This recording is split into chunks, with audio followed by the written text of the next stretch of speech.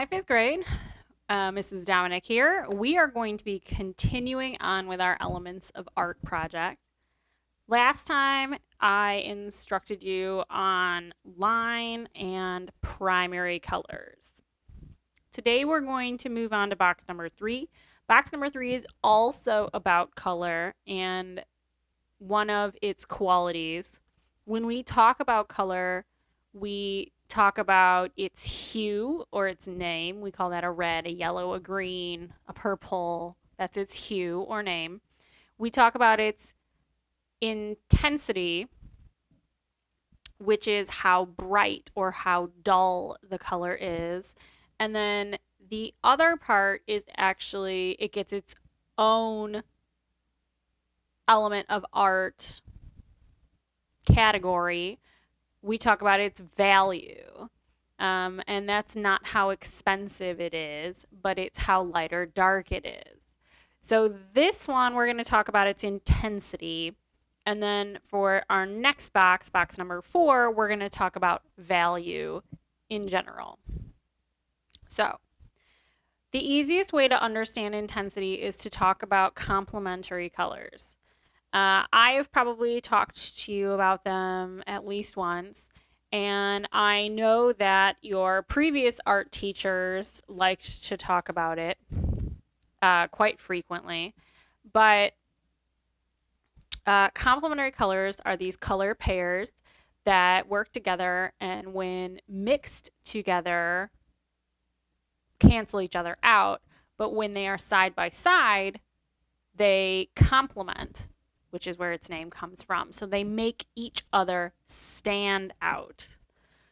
So there are 3 complementary color pairs: blue and orange, red and green, purple and yellow. These are the 3 standard complementary color pairs. And if you notice, there is one color in each pair that is a warm color and one color in each pair that is a cool color. So those 2 dynamics cancel each other out. So what happens when we start mixing these? Well, they cancel each other out. Let's start with orange and blue. If I take this orange and I make a little swatch of it, and you are free to do this as well at home. But if I take that and then I start and lightly put blue on top of it, and you can continue to go back and forth as much as you want, and they will start to like mix and blend together. But this new color that is there will not look blue or orange.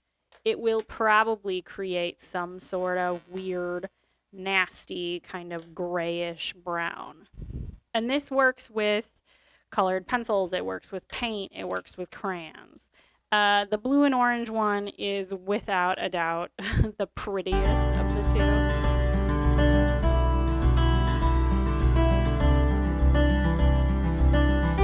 2. For the most part, this is what happens. Their intensity has changed, okay? The blue is eating up all of the purity of the orange and vice versa. The orange is contaminating that blue. Their intensity, their purity is gone, okay? They mix to create this weird muddy type color. And that same thing is happening with all 3 of these pairs. So, in box number 3 on your project, whichever box you want to be number 3, it is your choice. You can use whatever kind of mixable media you have: colored pencils, crayons, paint, whatever it is. Markers will not work for this. If you try to layer an orange marker and a blue marker, it will just turn black. If you want to try it, go right ahead, start with the lightest one, and put the darker color on top of it. But it will not make interesting intensities. Okay? So in here, what I suggest you do is use some combination of these colors. I personally like, I guess I like the blue and orange the best, like I said before. So I'm going to color some of these with that color. I'm going to color some of these sections blue, some of them orange, and then some of them I'm going to mix together to change their intensity. Okay, I can only use these two colors. If you run out of spaces, say I wanted to do two different pairs. Say I wanted to do an orange here, a blue there, and a mix in between. That takes up these three chunks. If I also wanted to put like a yellow here and a purple there and mix over here, that is also fine. But as long as the blending section is these complementary color pairs, as long as you are sticking to blue and orange, red and green, and purple and yellow, that's fine. Go ahead and do box number 3.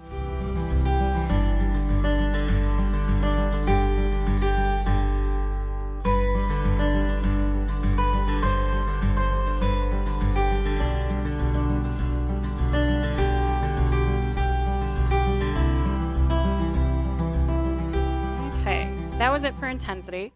Our next box, box number 4, is going to be value. Value is different from intensity. And before, when I showed you the big old chart, value came across as shading. So for value, I'm just going to set this to the side and grab my trusty note card. For value, it is you only need one color. So it's any one color that you want. If all you've got at home is a pencil, pencil works great too. I'm going to use Wildcat Teal here. It's just a Crayola crayon. But value is how hard or how lightly you push down with the material. It is how light or how dark you can make that color. So I have in this box 1, 2, 3, 4, 5, 6 shapes in box number 4. So on a little spare sheet of paper, I want you to go ahead and with whatever material you're going to use, whether, again, it's a colored pencil or a crayon or a regular pencil.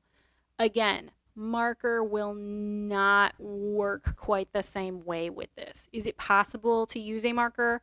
Yes. But for this project, please don't. It is also possible to use a pen for this box.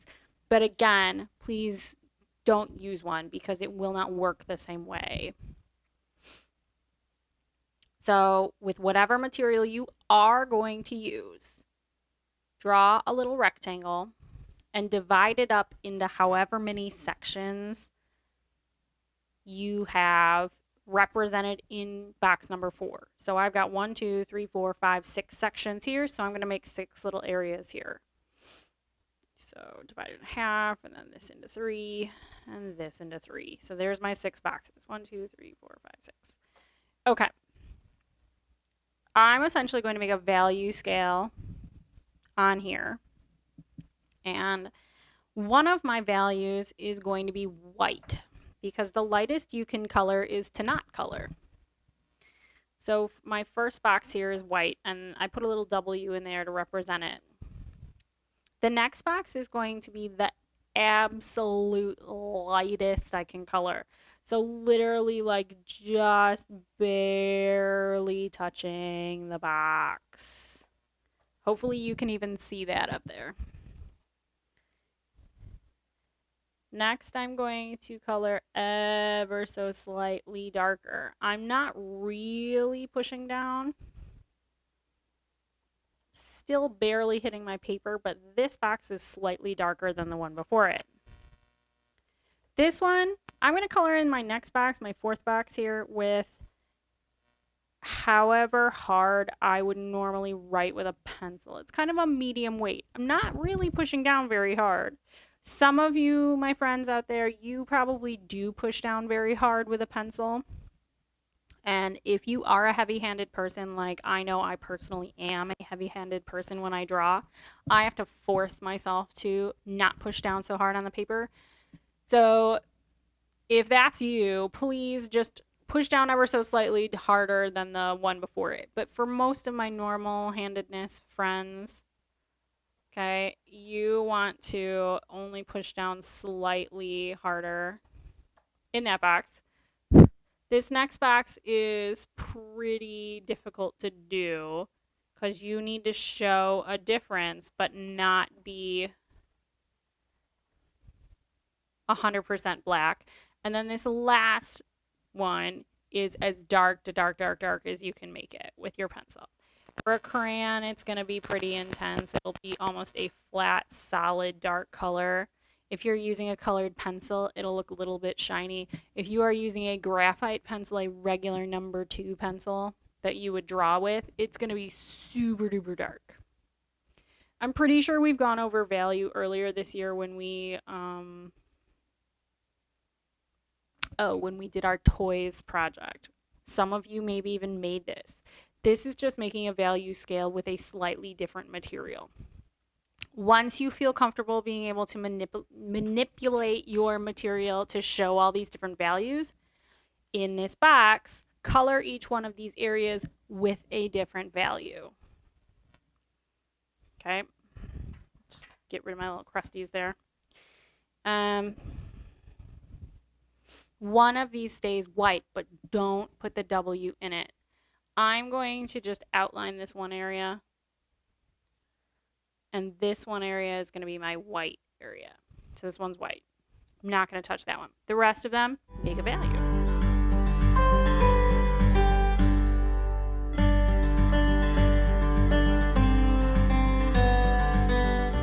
Our next box is actually going to be box number 8. So find your box number 8 for a moment. And we're actually going to be still using the same ideas that we were using here in value to do box number 8. And box number 8 is actually form. How do I make something look 3D even though it's not 3D? That is one of the tricks that you need to sort of figure out for form. To do this, I'm just going to use a regular pencil. And I'm going to be adding my values within a singular shape to help make it look 3D. Form is probably the trickiest part of this whole project. So here we go, form, box number 8. This is my little teaching note card here. I'm going to try to add some value to a circle to try to make it look round. And in your project, you might have a circle. You might have a curved area. You might have some sort of background-y type area, okay? And I want to try to make this look 3D. First of all, a 3D object has a definite up and a down. So just for argument's sake, I'm going to put a horizon line here. You won't have a horizon line in your box, in your project box, but I'm going to put one here just to sort of show some things. And I'm also going to add the sun over here. Just by adding the horizon line and the sun, I've already made this circle appear to my brain to be more 3D. Is it still just a flat circle? Yep, it is. But it does appear a little bit more 3D. Your brain likes to fill in the gaps, okay? To make this, though, look even more convincing, I need to rely on the sun.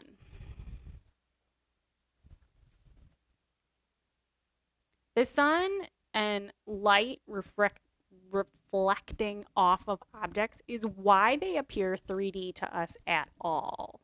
So the sun or a light source is going to help us a lot.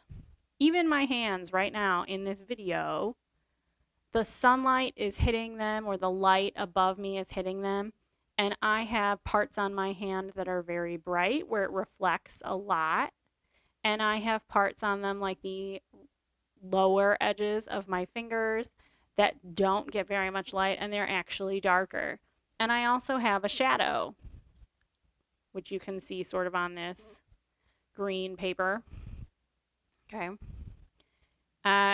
we need to have all of those things on this form. And it will translate in a sort of interesting way into our box.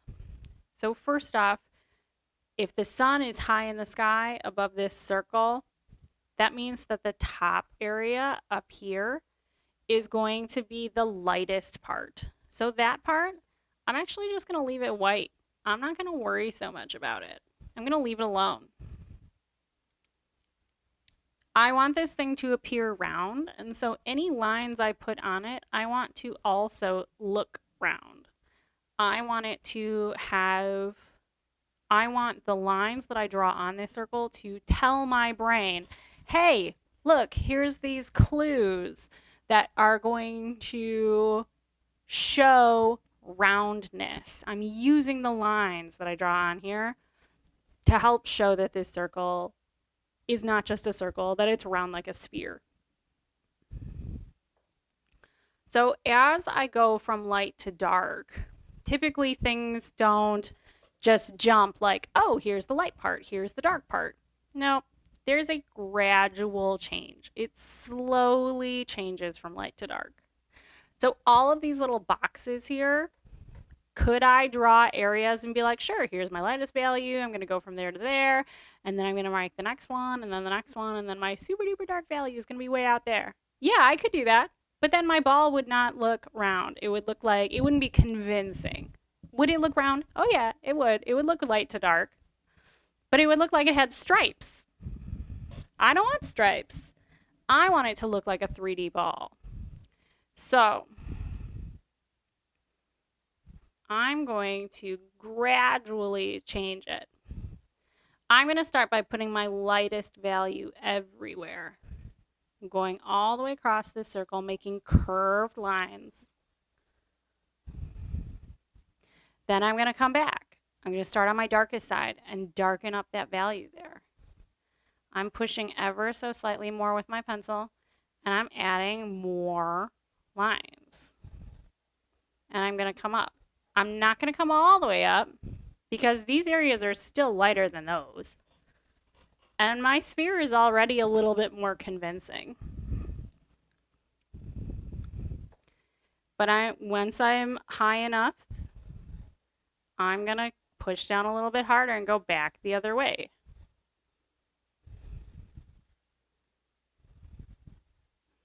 Where this ball comes in contact with the ground and anything that is below its like middle line, which would be about here, is going to be darker. And then everything above that is going to be lighter. But again, don't just say, oh, here's the line. I'm going to make that bit dark and that bit light. It doesn't work like that. It is a gradual change. I can go ahead and bring my darkest darks up above here.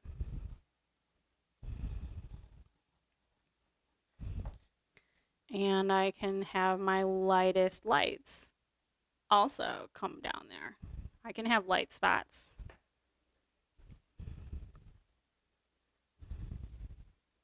So I want you to try and convincingly make a ball. It is a very hard task, and many artists, even professionals, they typically try to do this, and they have to practice at it. They have to work at it.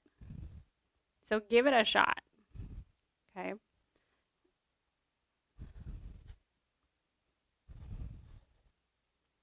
They also are going to have a shadow. Shadows are not black. Shadows are values of gray, and they are darker at the edge of your sphere, and they are lighter as they get further away. Okay, I have multiple shadows, but the shadow right here on the green paper is much darker than the shadow out here. And yeah, they're overlapping to make different values, but even if there was only this one, my finger out here is super duper light as opposed to even as you go down, down, down, down, down in the shadow. And the closer I get to my hand, the darker that shadow is. It's just how it works. Okay? So that's how you build with value to make form. If I were to take my trusty eraser and erase out all of my, wayward stuff, my stray lines, it would look much better. I could even erase my outline in the lighter areas.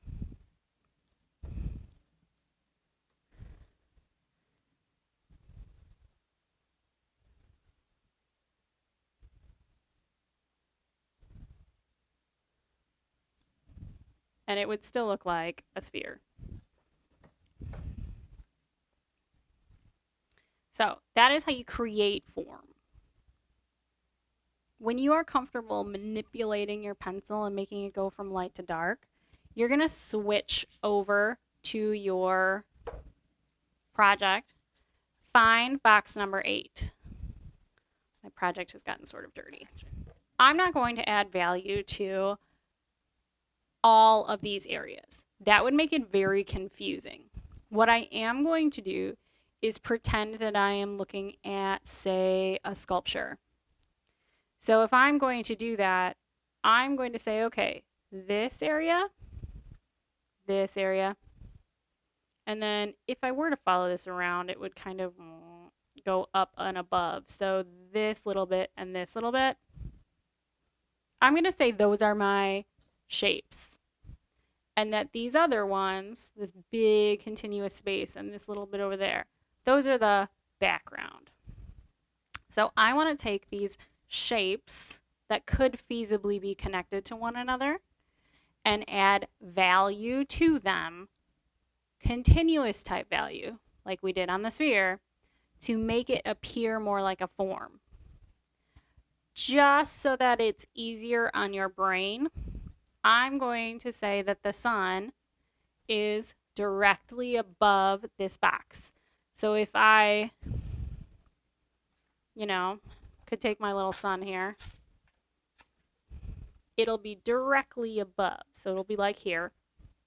So what that means is that sunlight is going to come down and it will touch the tops of this shape.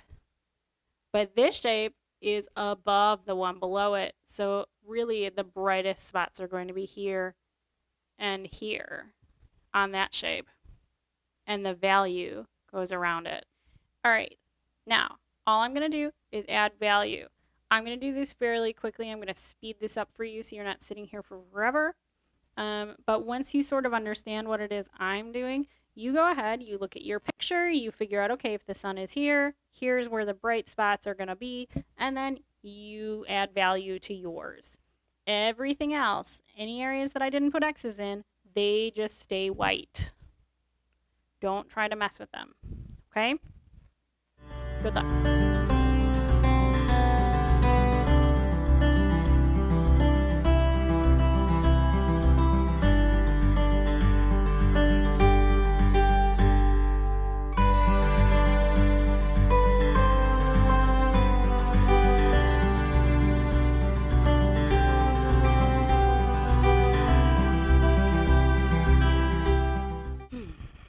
Okay, ladies and gentlemen, we have done a lot today. We've used a lot of materials. If you are one of my friends who is out there struggling right now and you don't have all of the variety of materials that Mrs. Dominic has, that is totally fine. I do not want you to stress about this. This one, again, black and white, you can just as easily do this with a pencil. This one is the only one that is really, truly difficult. Well, these two, I guess, are really, truly difficult to do with just a pencil. But if you've got crayons at your house or you've got a colored pencil at your house, these ones, try your best to do with some sort of material. I could have done every box available to me today with a box of crayons or with colored pencils. A regular pencil too. I could have done these two, and I could have labeled these ones. If you don't have any colors with you, you can go ahead and label these two, but this project is going to be much better with coloring things. I understand those of you who don't have any of that stuff at your house right now, that's okay. But try to do as much as you can. If nothing else, draw the squiggle with your pencil, label, right? Do everything with just a regular pencil that you can. This one can be done with pencil, so can this one, so can that one. These guys, right? Pure mixed. Same sort of idea. These ones too, just label red, yellow, blue. Okay. That is all we've got for today. That was a lot of drawing, a lot of coloring and considering and learning. Again, I'm going to put up some more notes type things onto Teams for, not Teams, onto the downloads section of my webpage for you to look at. If you have not looked at last week's, please have a look at that. The new notes will be up there about these 3 concepts. Again, we're not done. We've got 3 more boxes to go through. So that will be on the docket for next week. And then after next week, you're going to have notes on everything, access to notes on everything. You're going to have a project that will be 100% all 8 boxes complete that you can upload to Teams for me, and there's directions on Teams for you to do that. And then also there will be a quiz posted on Teams as well, and you have that to look forward to. I miss you all very much, and I can't wait to see what you are coming up with for me, and I look forward to hearing from you. Have a great week, and I will talk to you soon. Mrs. Dominic out. Bye.